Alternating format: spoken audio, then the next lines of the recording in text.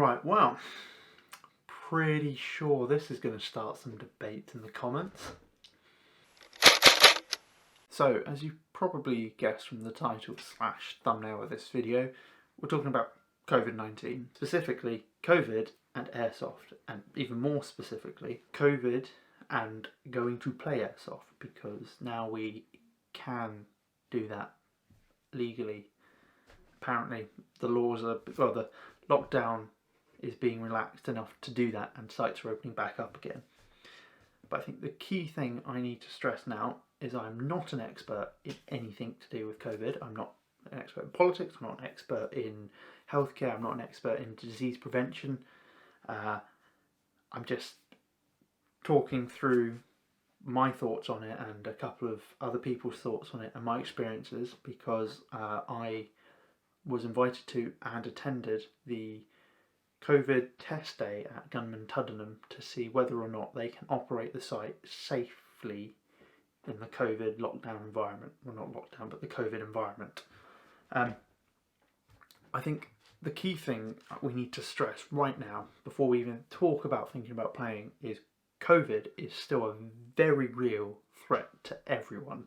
And just because we're easing lockdown does not mean it has gone. At this moment of filming, it is Thursday the 9th of July, and today's numbers are in.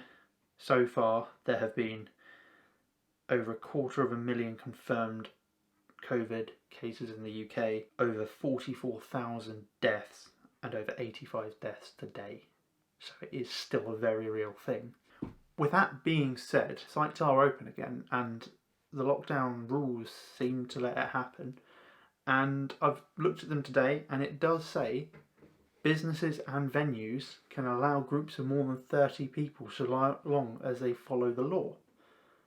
Now, I didn't go diving into the law, however, I spoke at length to Robbie, who is the site manager for Gunman Tuddenham, and they have had both they have been talking to their insurance and the local councils about running the games. They've looked at how they're going to run them and have agreed that this is COVID compliant. So with that regard, it is, provided the sites have done that, it is perfectly legal and fine for them to run those games. Simple as. So if you are looking to go to a site, you need to really see that they have said somewhere that they are checking this and that they have been given the all clear, not just that they've opened up and said, hey, we're ready to go. So some of the things when I think about going back again, will be looking for in sites is actually similar, if not exactly the same as how Gunman's doing it, because I think that the way that it was run when I went to this test day was absolutely great. So the first thing they did is limit the numbers, as I've said. They've also strongly worded everywhere in pretty much all the communications that if you feel unwell at all, don't bloody risk it. Stay at home, and I think you'll get a full refund. So don't worry about your money. They are much more concerned with everyone being safe on site than gaining money. And in fact, Robbie was saying to me that they're running the game days to break even at the moment. They're not making any profit. They're not making all that much. They're not making money. They are making enough to keep the site going. So I think that's something you've got to look at, is people who are capping numbers quite low are probably doing it to keep the airsoft alive and keep the sport running, and enough to just keep their business alive, not thriving, just alive for the time being. You've got to remember that sites are businesses and they can't just sit there forever not being used. They are opening up. So there is a bit of an incentive for them to open up to make sure that they've got cash flow coming in again. However, or seeing sites that have quite low cap numbers is a good sign that they are genuinely concerned about making sure that everyone who goes is safe. So let's talk about prevention methods on site and what is a good idea. The way Gunman's worked is they've closed their actual safe zone building. Every car in the car park has been given a bubble to operate out of, so they are spaced apart, so there is at least 4 meters between cars, both sideways and front and back, and then you operate out of that bubble for the entire day, which is quite nice because you can pack your car in a way that means you can just operate out your boot. Obviously, If the weather's a bit pants, it's not going to be the best, but hey, you just sit in your car. But on a nice sunny day, as it was when we went, it was lovely, and it worked really well. They stopped serving food on site, which obviously then again limits the amount of contact, and also people handling other people's stuff. That makes sense. Also, everything was pre-book only, so no cash changing hands on the day. And I believe I didn't use the shop, but they were selling ammo and gas and pyro and that stuff. That was all contactless only. The other good thing they did was they didn't just have a queue for Chrono.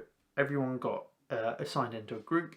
I believe that they're changing that and now doing everyone gets a token on arrival, and your token gets called and you go and Chrono.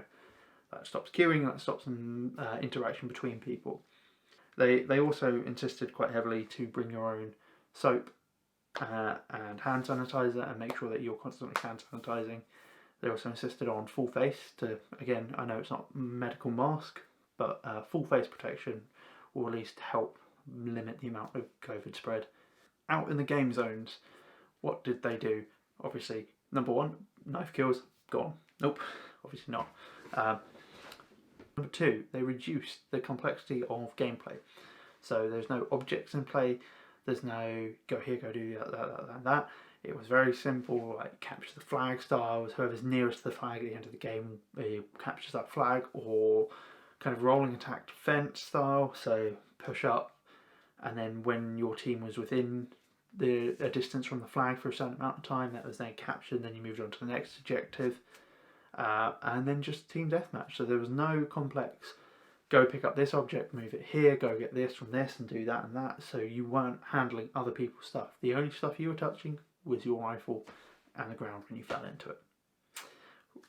So overall, I thought they had prepared pretty well for pretty much everything they could do to make sure it was safe. Right from before, making sure that there was no physical money exchanging hands, or there was safe distances away from each other, and that they drilled it into you. If you did not feel well, just call up and say, no worries, you'll get your money back. Don't come to site. The big problem is, the best will in the world, people will forget, or people will do something silly, and you will inevitably break your social distancing. And guess what? This muggins here did it. I'm not proud of it. I'm a complete idiot. It was right at the end of the day. It's still no excuse. But I got a really good kill on someone, and then he took it really well. And as I passed him, I went, good take, mate, patted him on the shoulder or the arm. Instantly, I was like, oh, I'm an idiot. And I completely accept that I am an absolute idiot. And imagine this, if I had COVID-19 and wasn't showing symptoms, and this person was a slightly higher risk person, and I've touched them and transferred them COVID-19, and then they're sick and ill in hospital, that's 100% on me being an idiot. And that's the problem. Best will in the world of the sites, best will in the world of you, someone else can cause issues, if they didn't mean to, and 99.9% of the times people will not mean to, they just won't think will be on autopilot, and it will just happen. And it means, no matter what you do, going to a skirmish is going to increase your risks of contracting COVID-19. So we've talked about sites, now let's talk about you and whether or not you should go play. The first thing you need to think about if you want to go play Airsoft is, are you at risk? Have you got a higher chance of being seriously affected by COVID-19? If you have any underlying health conditions, you shouldn't be thinking about going to play Airsoft at the moment. I really think it could be a bad move. If you think, you know what, I'm low risk, it should be fine, I can go play, cool, that's cool, you are low risk, or you think you're low risk, you're willing to take that risk. However, you then have to think, who do I interact with outside of Airsoft? Who's in my bubble? Who do I work with? Who am I seeing on a fairly regular basis? Are any of them high risk? Are any of them likely to be seriously affected if they get COVID? And then if someone you know or interact with quite regularly at the moment is a high risk, then really you should think more than twice about going to play, because think about it, if an idiot goes with COVID, and then you catch it and then you pass it on to them. So one of the things that we all agreed on is you've got to remember when you're deciding about going to play is it's not just you. It's not just about you. It's about everyone you interact with and everyone you will interact with. So if someone in your bubble is a high risk person, you probably shouldn't be going to play, because if you go play and someone either unknowingly or just pig-headedness turns up and has COVID and you catch COVID, then that person in your bubble is likely to catch COVID off you. And it's not going to be good, is it? So you just got to think more than just, oh, well, I'm going to be fine because I'm quite low risk. It's, is my support bubble going to be fine? Are they all low risk? Or is all the people I work with low risk and that I interact with, are they low risk? It is, you got to think about it. So I think to wrap this up, what I've been saying is don't go play Airsoft. That's not it. It's whatever you're going to do beyond staying at home and only going out to do the essentials like buy food is going to increase your risks. And as I've been stressing about this, COVID is still a very real threat. Now, if you are willing to take those risks, then by all means think about going to play. But make sure that the people that you interact with are going to be fine with you taking those risks, i.e. taking the risks for them. It's a bit of a weird one. But if you are fine taking that risk and know that the people that you are interacting with will be fine with it, then by all means go and find a site that is safely operating and running those reduced numbers and doing all those prevention methods, and go and play, because by all means it's going to be quite fun gameplay, because there's going to be less people and more open sites, more room for manoeuvrability, but a bit of a less target rich environment. That being said, think long and hard before doing it and make sure you're doing it safely. As the government loves to say, stay alert, control the virus and save lives.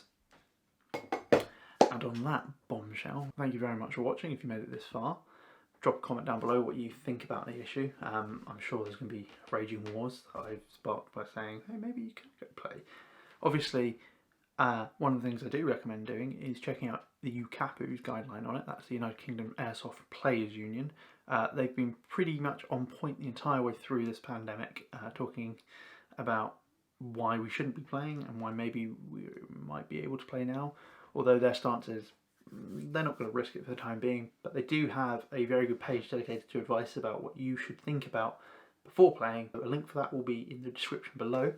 Consider dropping a like on this video and maybe subscribing to the channel. I do things like this, talking to the camera. I do things by like tearing down guns and doing tech work on them pretty badly. I also dabble in reviewing stuff, and occasionally, very occasionally, I post gameplay. Although it's not very exciting because I'm not that good and I don't like to smash cut it all to make it look like I'm some superstar. Anyway, on that lovely bombshell, it's quite late, I'm going to go to bed, and I will see you all soon. Auf Wiedersehen.